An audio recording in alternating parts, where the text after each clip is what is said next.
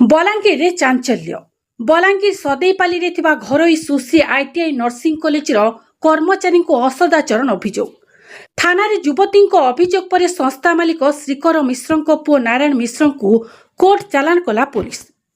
तेबे संपृक्त युवती गत 12/11/2023 रु एठी चाकरी करुथिले एवं गत 12 डिसेम्बर एही घटना घटिथिबा से बलांगीर सदर थाना रे लिखित अभियोग करिसंती।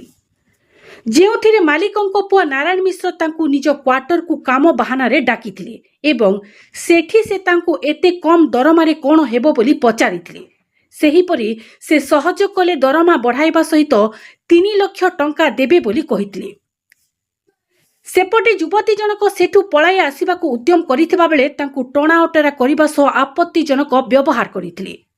तांको सह जोर जबरदस्त असदाचरण होइतिबा बेले कथा काहाकू प्रघट कले जीवन रे मारी देबार नारायण मिश्र धमक देइतिबार युवती जनक लिखित अभियोग करिसंती।